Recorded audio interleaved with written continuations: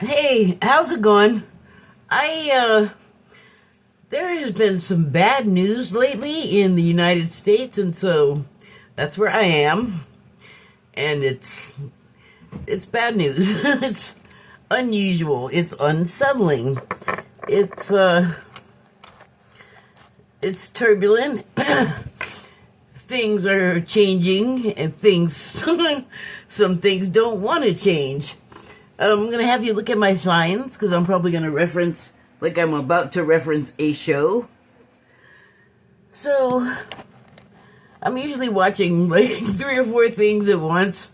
Like I'll have a series that I can sort of binge, and then I'll have like my regular scheduled programming and whatever comes up in between. And so, I discovered, well, I didn't discover it.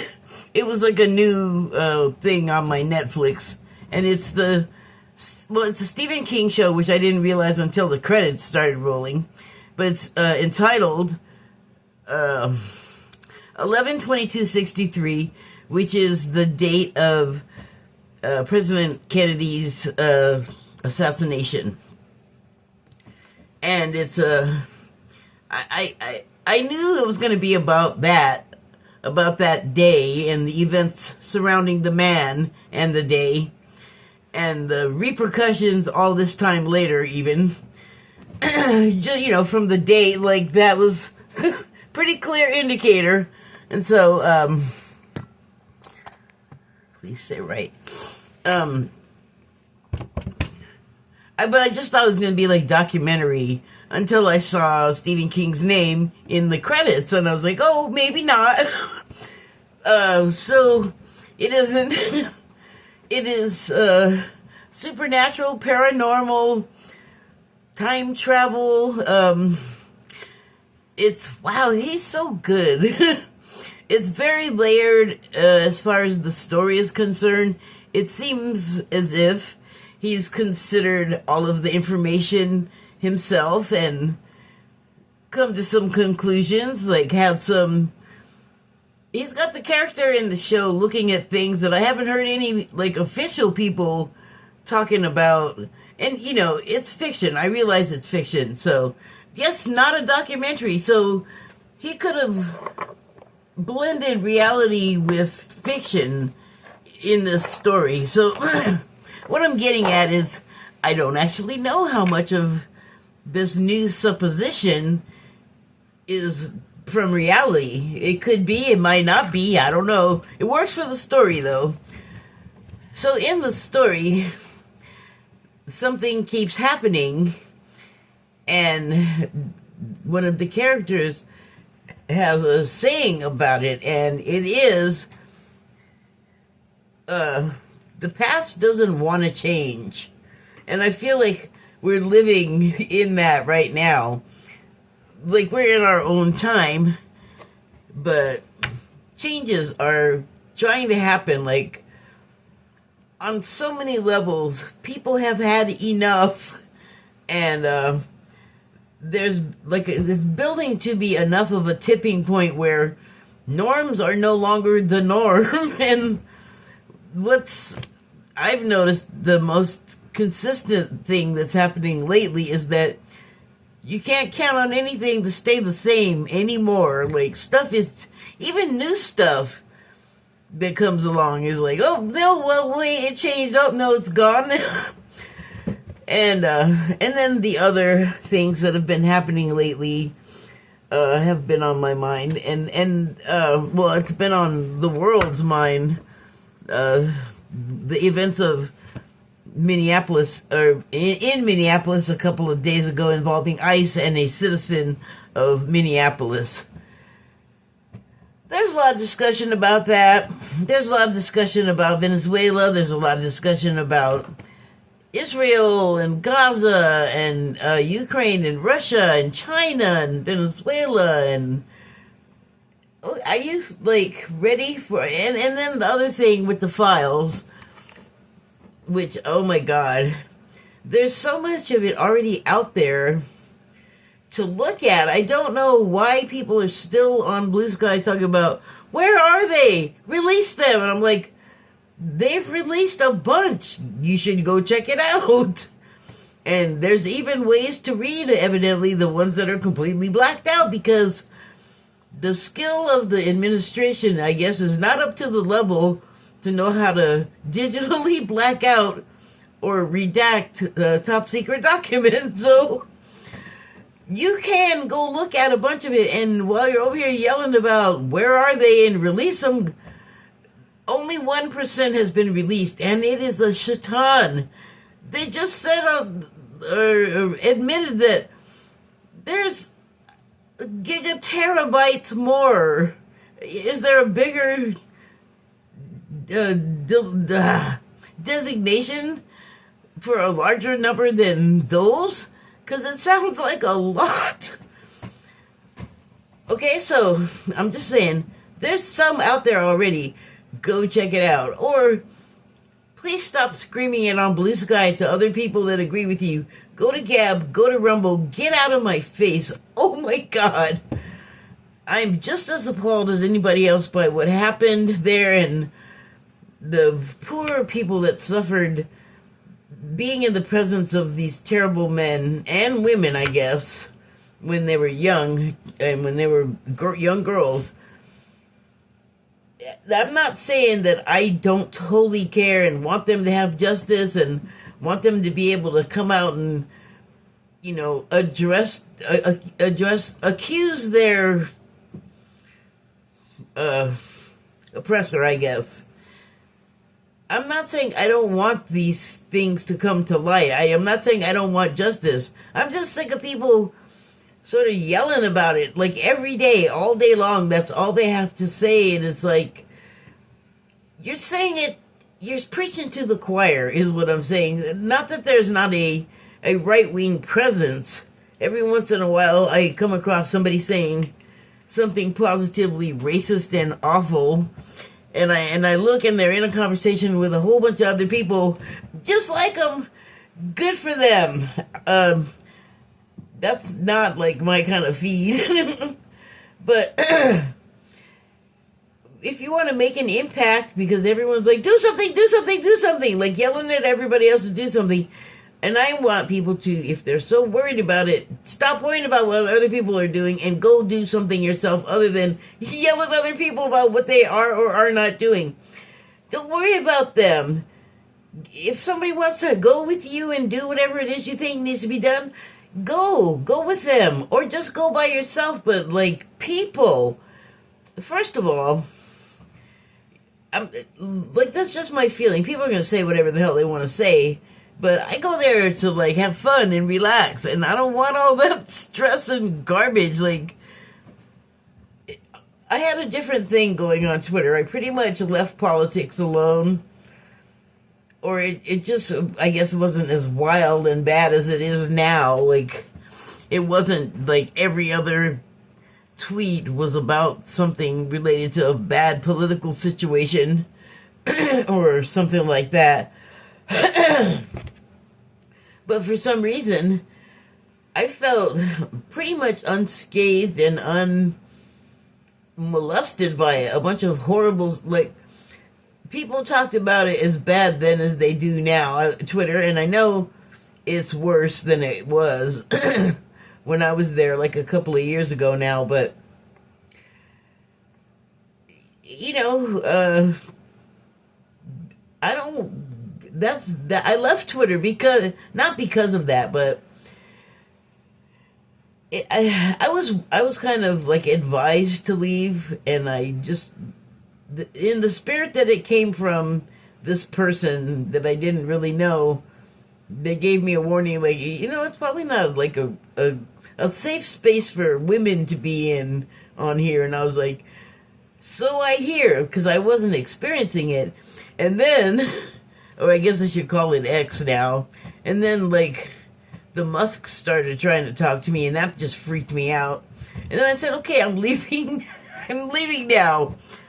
But yeah, I mean, I kind of go on those places to have fun and to socially engage. And I understand the magnitude of what's happening right now. There are a lot of people talking about like all of the stuff that's happening, that my plan was to not really talk about that stuff. So let me stop and talk about something completely different. Well, not really for me, but just something different from that stuff.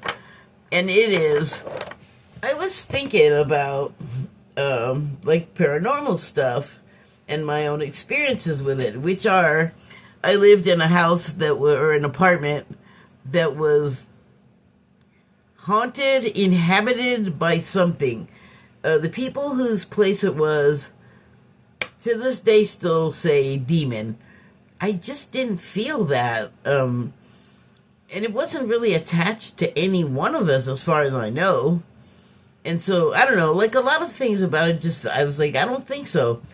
And what I did think, and do think it was, is an elemental, and an unhappy one.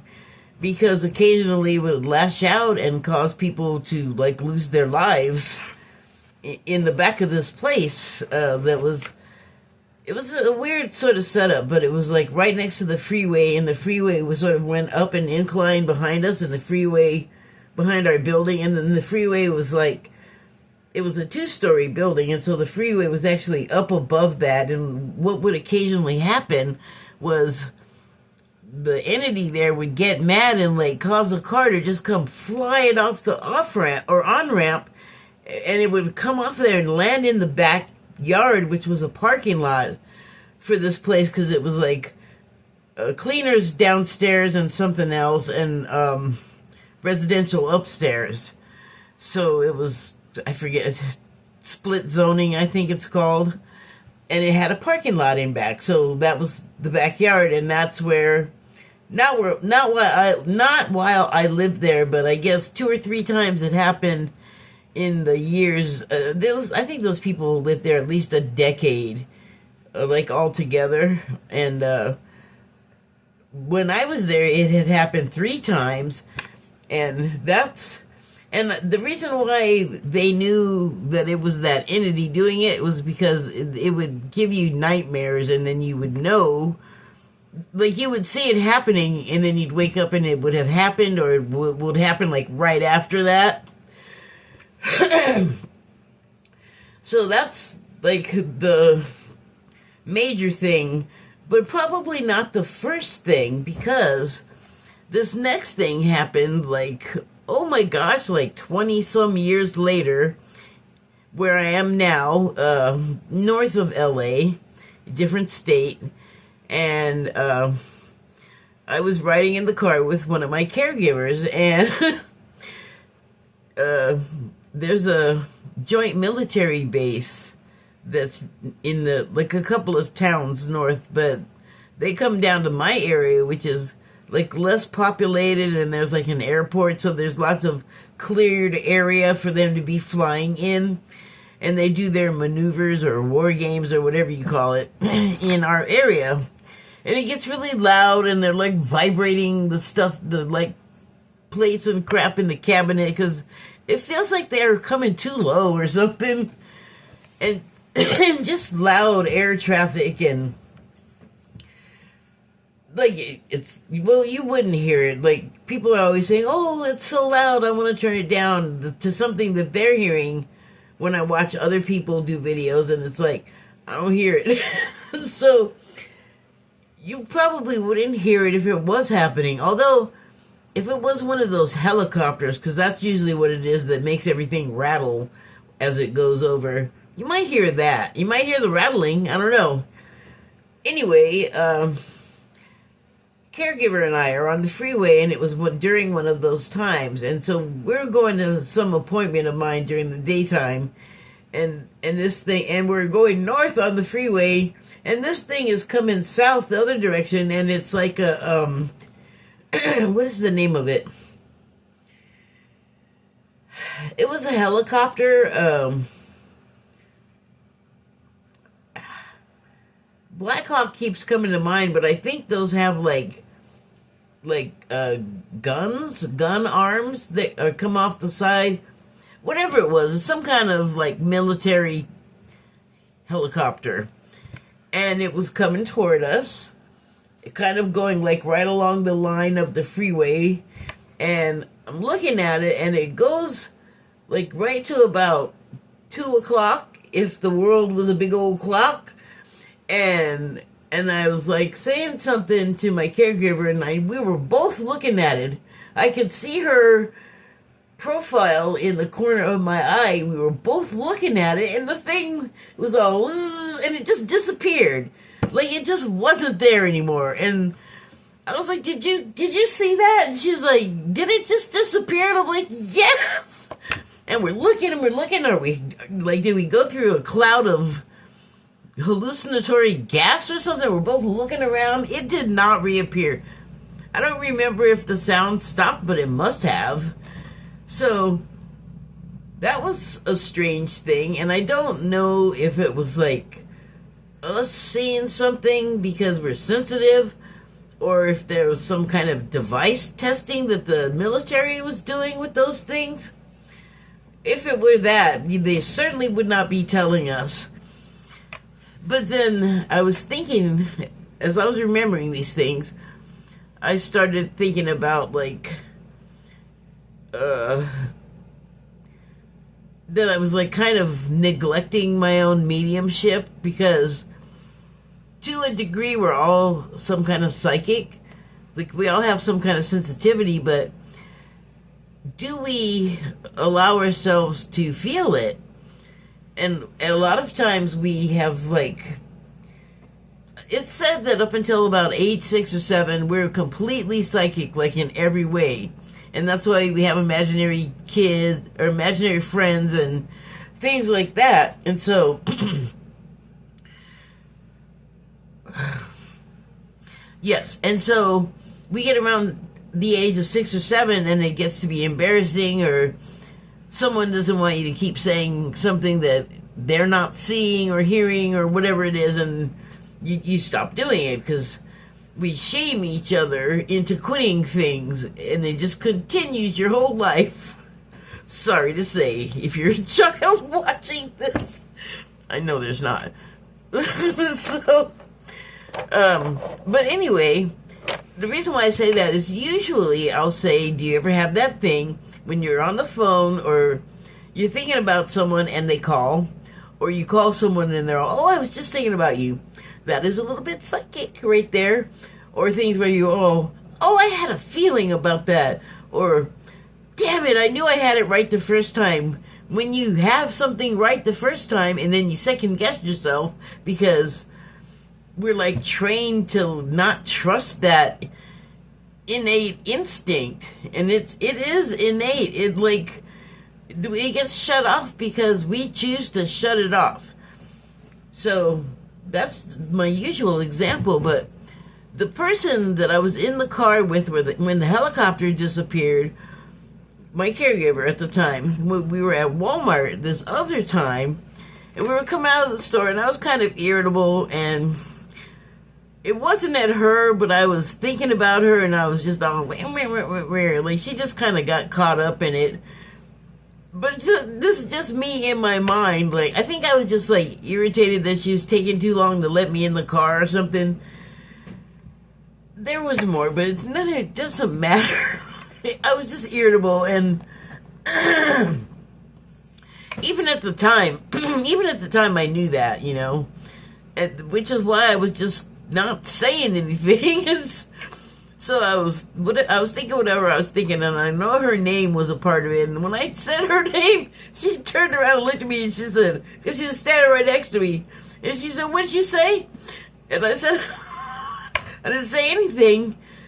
And when I remembered that last night, it reminded me, like, wait a minute, that was not the first time that's happened.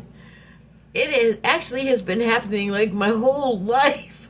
When I thought about it, like, since I was a little kid, like, I'd be with my mom in the house, and neither of us talking, and I'd just be doing whatever.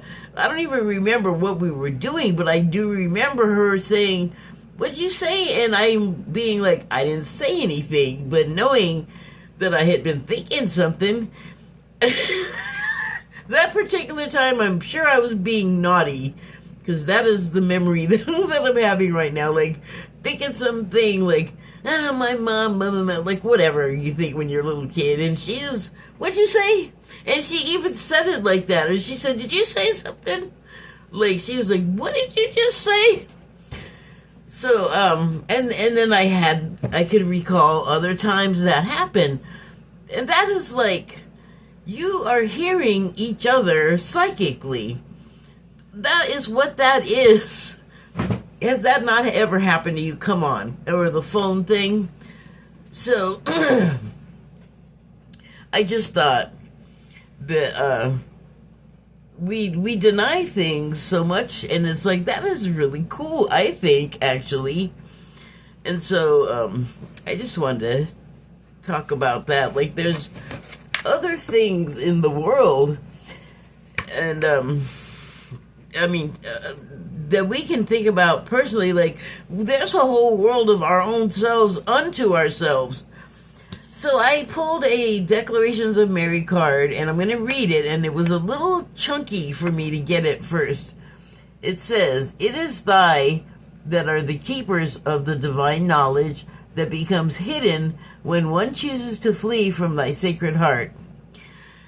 So what I was saying about being the child that has all of the clairs and is completely psychic, and then because we are embarrassed or are being an embarrassment to somebody, like a parent or something somehow, or it's inconvenient, like they're not saying what is like maybe scaring a child. Like, I didn't have the experience of ever, at least I don't remember, of being all scared of anything, but I don't remember having imaginary friends either. I do remember when my family had this fourplex place. I do remember, because I had the run of all the apartments, I could just wander in and out. I do remember, like, going to, like, my great aunt's house or her daughter's house that was upstairs, or apartment, and just sort of wandering around, like, when they weren't there, looking for ghosts. So, anyway, I think what the card is talking about is sort of what I was saying about when you're the little kid and you have all this sensory stuff going on, and it's like inconvenient to the point where you stop yourself from doing it, from, sensing, like, the world that is around you, and accepting this, like, mock-up of, like, everything, because, oh my goodness. Well, this happened to me, like, recently. I imagine there's gonna be more of it when it starts happening, like, in the world. And I don't mean, like, mystical shift stuff. I just mean that there's gonna be information coming out, and I'm not sure which thing it's gonna be about, but probably all of them. And the commonality is gonna be, you thought this whole other thing was happening with this person or company or incident or whatever, and it turns out none of it was true. Like, it was all something else. And I'm just gonna stay on that so I don't forget what I'm saying. So yeah, like, a lot of things people are gonna learn are like, oh my god, this is not at all what I thought, and what a disappointment, what a betrayal, and now I'm angry, and how could you, and all manner of, I had no idea this was going on. Maybe you couldn't sense it because you turned that off, or you chose to flee from your sacred heart, which is your second brain, like your emotional brain, in a way, like in your heart. We also, that is not what we think it is, our hearts. But heartbreak and, like, people dying of a broken heart, that's not just fairy tales. But we will all be learning more about that. But the point is, if I can make it more clear,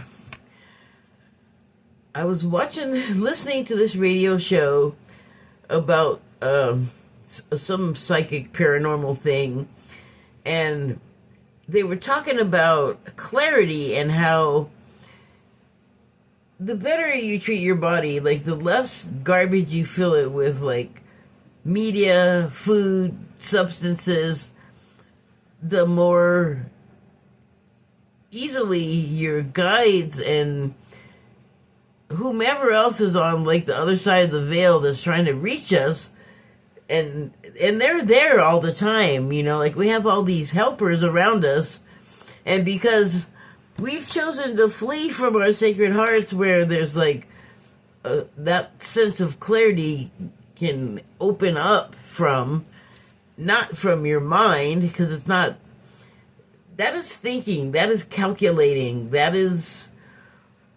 clinical and sterile. This is emotion. This is like love, and even anger and rage and hurt and heartache lives there. But it has a sensibility. It has an intelligence, an emotional intelligence that your brain lacks and your ego lacks, and that's why it's a different place, and that's why it does different things.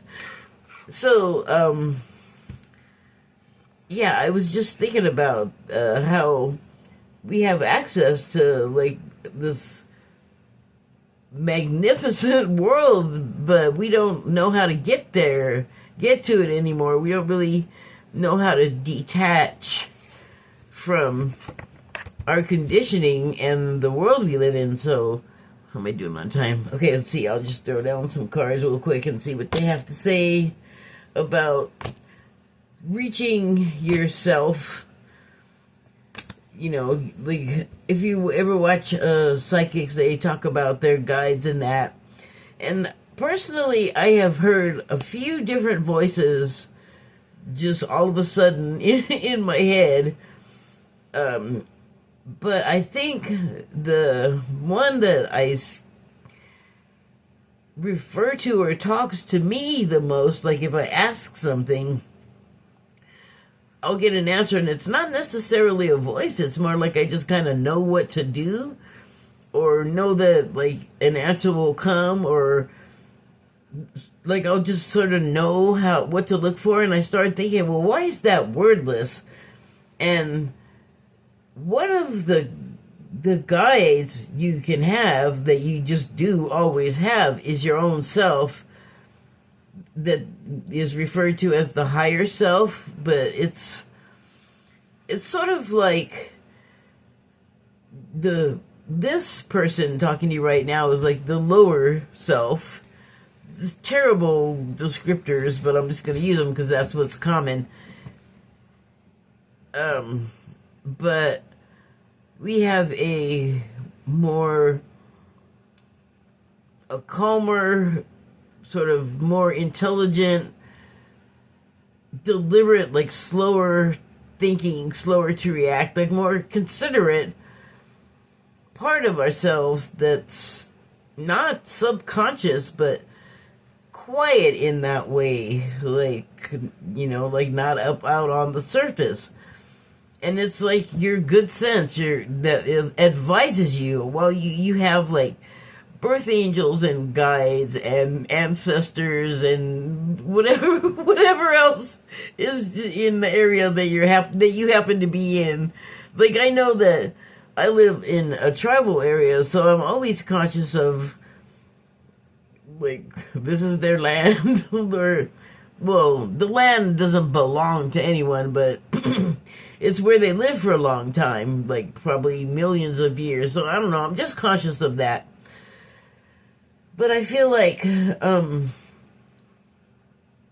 different people say things to me occasionally, but the constant, I think, is probably my higher self advising me, which is then in direct communication with the guides. Like, I'm talking about, like, if you've ever heard me talking about Dolores Cannon and her discoveries through hypnotizing people, where the guides, like, we all have personal guides, I guess, but I think they're all just sort of like an incohesive unit. Everyone's everywhere, Like, all of the guides are all of the guides. Like, your guides are part of the guides. But from Dolores Cannon, I definitely got the idea that it was, like Cryon, where it's like, not just one single entity, but like a conglomeration or I don't know, conglomeration is the right word, but a collection of entities from the same realm, basically acting as a collective, acting as a collective unit. I don't know what I'm talking about anymore. Okay, so I guess let's see, like, what does the higher self have to say? And our first card here is, say goodbye to your past and leave your baggage behind for good. Are we talking about change? Because, you know, you can't take your baggage through the eye of the needle, right? Or, I don't think you have to pass to, like, let go of stuff you don't need anymore. Okay, and next card is, you have the power to create the life you love. Remember that. That is true. I mean, I think part of it really is your attitude, but your intention has a lot to do with it. And where you are and who you're connected with does too. Because that's all going to sort of factor into whatever you're trying to do as you progress, as you go forward. You must forgive if you want to be free. Do it for yourself. That is a hard one that we have. I mean, it doesn't say forgive who, but the advice I've often heard from the spiritual stuff is, it's a whole lot easier to start forgiving other people when you learn how to forgive yourself, or when you can forgive yourself. But for me, I feel like it's something I need to learn how to do. Although I don't know that I have so many things that I'm not forgiving myself about. I hope I'm not, like, missing stuff because I'm just deluded. I'm always, like, seeking, like, what can I fix? What can I fix? Is there still a shadow? Okay, next card. Life can be hard and life can be wonderful. Which will you focus on? And that goes back to, like, what kind of life you're going to make for yourself. Do you have a good attitude going forward and think that, like, the possibilities are endless and things can be great? Or do you think everything sucks, everybody's evil and a thief and a fraud, and nothing can ever get better? It just so happens we do have those choices in front of us right now. So, seriously, what do you want your life to be? Are you going to be a victim, or are you going to be a victor? Or are you going to, like, see a good and positive future for yourself and people you care about and everybody else too while you're at it? Why not? Okay, so the last card I have here is, you're too amazing to follow anybody else. Forge your own path. Well, I feel like this is one of those preaching to the choir situations, because if you're watching something like this, you're already, like, on that road, which has been the theme, I have to say, for the past couple of days. Paths and the roads you're on, like the things that I just am randomly listening to, keeps going to that. Oh, and that's what we're talking about. That's what we're talking about. Say goodbye and leave your past. Just get on your new road. You have power. You have the power to create the life you love. You can do that. We can all do that. We just, you know, I think we can make a choice and things begin to change for us in that vein. Okay, I am done. I hope we can all, like, feel a little lighter and a little better, and just, there's a whole lot of other things to think about out there in the world, other than the stuff that is saddening and hard and depressing. Give yourself a break is what I'm saying. Thank you and good night.